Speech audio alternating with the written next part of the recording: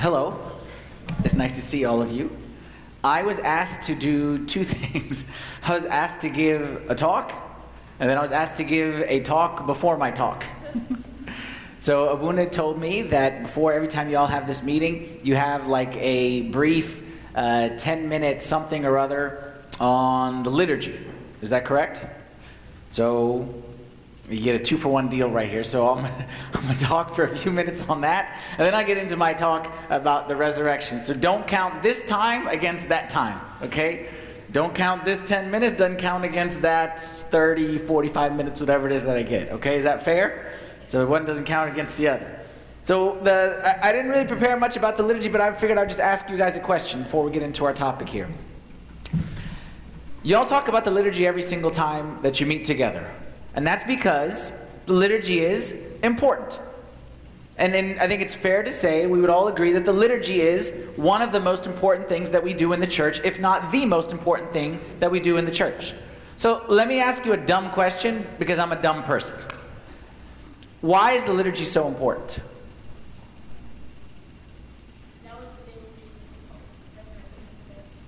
Okay. Why is the liturgy so important? Who else has an answer? We know it is important, but why? And feel free to shout out Sunday school answers. Those are actually my favorite ones. Things that we would have said back when we were kids, even if we don't believe, like feel free to shout out something that you don't believe. Those are the best answers. Why is it important? What are you going to tell your kids when your kids ask you why liturgy is important? You have to tell your kids something. What are you going to tell them? Yeah. To see God. Yes. To take communion. Okay, very good.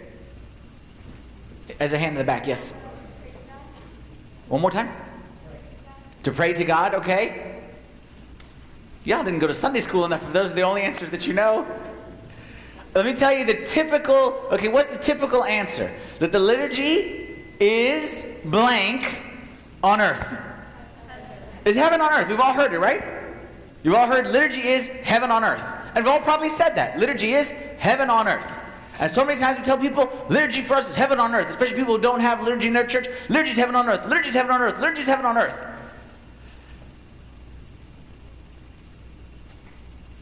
Does that description match our experience?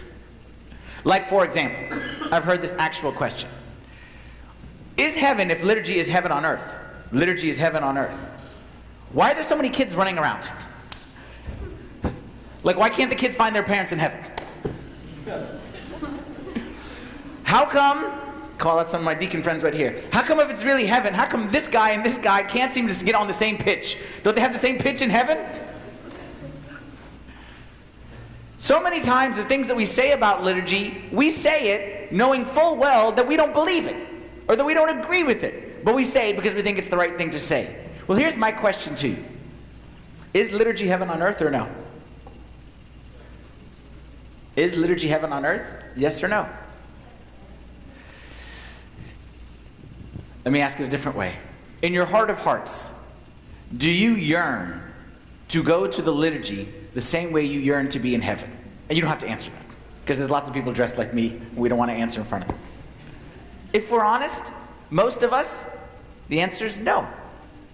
And if it was yes, then when Abuna came with the key and unlocked and turned on the lights, the place would be full. Right? Because if there's a movie that we want to see and it starts at 8, we show up at 7:55. If there's a sporting event that we can't wait to watch, then we should make sure that we are there before, we make sure the DVR's ready and the popcorn's ready and the hamburger's ready, make sure everything's ready, and we get there before. With liturgy, we do what I call Coptic math. Y'all know what Coptic math is? What time does the liturgy start? 8. So what times do you get there? 9:48. We have Coptic math. It's kind of like multiply by 2, add 3, denominator this, and then come up with the bare minimum time. Even we were joking, we were hanging out earlier, the priests, and I was saying, believe me, that's the way I was when I was a kid. So I'm not just preaching something to you, that's the way when I was a kid growing up. You tell me exactly what time the gospel is, and my goal, this is what I was telling them, my goal was to slide in just the second the gospel is finishing, so I could say, my finger made it in before the gospel reading, I made it by the letter of the law, I did my job. And that's the way many of us, we kind of approach it. So we say it's heaven on earth, but our practical experience says, Our practical experience says sleeping is more important. Practical experience says that doing anything else might be more important. So you all answered correctly when I said, is it heaven on earth? And you said yes. And the reason why that's important that you answer that way is because if I say, liturgy is heaven on earth, but my experience doesn't match that, you have to choose who to trust here. The church who tells me it's heaven on earth, or my experience which says it isn't. And I'm proud of you, if you meant what you said, I'm proud of you if you said, my experience says it's not, but the church says it is, therefore the church is right, and I just haven't figured it out yet. This is how we have to approach everything in the church. Everything we do in the church, there's a lot of things that we haven't figured out yet, all right? So if I had to give you one, I'm someone who made the transition, like I said. I'm someone who used to hate going to liturgy, and now I think liturgy is heaven on earth, and it is the greatest time of the week, of the day, of the year, is that time spent there. So that transition. If I could give you just one small little tip to help you, doesn't solve everything, but if you understand this one thing, then this will help you walk that road to get there one day. And that is this. What does the word liturgy mean? What does the word liturgy mean?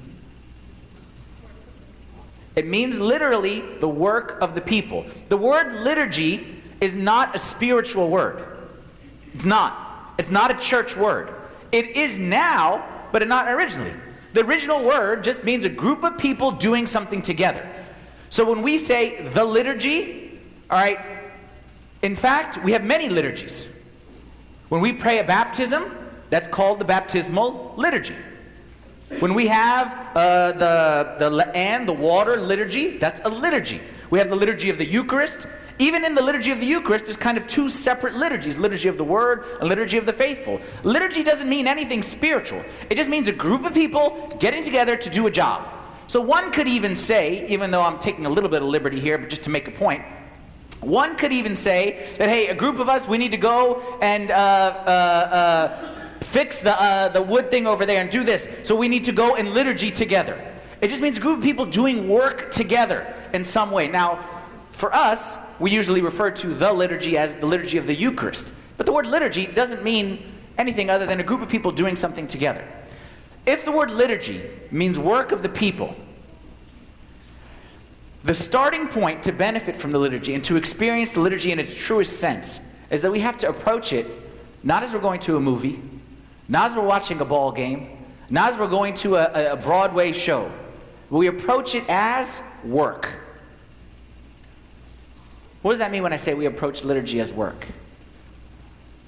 It means we approach with an active versus a passive attitude. What's the difference? What's the difference to say I approach the Eucharist with an active attitude versus a passive attitude? The majority of us, we approach with a passive attitude. What does it mean to approach with an active attitude? Who wants to guess? Yes? I'm sorry? Perfect. That's the best answer. She said it smarter than I could have said it. It requires effort. So let me ask you this question. And be honest and judge yourself. Because the easy thing to do is to sit there in that pew and say, liturgy's boring. That deacon stinks. That priest is boring. Everyone here stinks. This place stinks. The liturgy's no good. That's the easy thing to do. But let me ask you, how much effort do you put into your Sunday worship? I bet you most people, forgive me, most of us put more effort into planning a birthday party than we put effort into coming to church on Sunday. Don't we? We put more effort into everything else in this world. Then we show up on Sunday, and I ask you, how much effort did you put into this? And if the answer is none, and you say I didn't benefit, I say perfect. That's exactly correct. Think of it this way. This is an example I gave one time in church. Back in the I don't know, 1840s. I don't know my history that well. You know, there's the San Francisco 49ers, the football team, the 49ers. Okay, they're named after back in the whatever 1849 or 1749 or whatever year 49. People went and they looked for gold on the mountains. Okay, the gold rush. Y'all know what I'm talking about? Okay, so let's say this man. What's your name, man? Say David. Okay, David goes to California and he comes back and says, "I'm a rich man. and I got all my new cool clothes and my car and everything like that because I found gold on this mountain. And this young man, what's your name? Theo? And Theo says, okay, that's great. David found gold over there on the mountain and David became rich. So Theo just shows up on the mountain and he's got his little Easter basket with him, okay? And he just shows up and he stands there waiting for the gold to come. And he stands 2 days, 3 days, 4 days, 5 days, 6 days, 6 months, 6 years, 30 years he spent on that mountain. And he comes back to David. David or Daniel? David. Okay, sorry, short term. He comes back to David and says, David, you are a liar. That mountain stinks. That mountain doesn't have any gold. I was there for 50 years and I got nothing in my little Easter basket right here. Is David a liar? Or is Theo, sorry, not the smartest guy in the world? What was Theo's problem? He's passive. He thought the gold was going to come bite him on the head. No, you want to get gold? You roll up them sleeves. You get a axe thing. You dig. And you got to find and scrap, and you got to find stuff. And then the one who searches, that's the one who finds. But if all you do is you come to church on Sunday with your little Easter egg basket and say, the sermon was boring. The deacons don't know how to do anything together. The people are rude. The coffee is cold. The Orban is burnt. I'm telling you, you go to church go to church 8 times a week for all I care. Go to church, find a way to go 2 times the same day. I don't care. Go for 50 years, 8 times a week, go morning, noon, and evening, you will never find anything. Because liturgy is not meant to be a show or a play or a Broadway production or a movie. Liturgy is work. The one who finds is the one who works. I'm sure I'm past my 10 minutes, so I'm going to wrap up. But one nugget of work. Okay? There's many things that you can do to prepare for the liturgy. There's many things that you can do. But the one thing that I would say, more than anything else, and anyone who's ever been to church with me, heard me say this, I stress it almost every single week, is the most important thing that you do is you read the readings of the liturgy in advance. That you read the readings. That you don't show up, what's today's, Friday?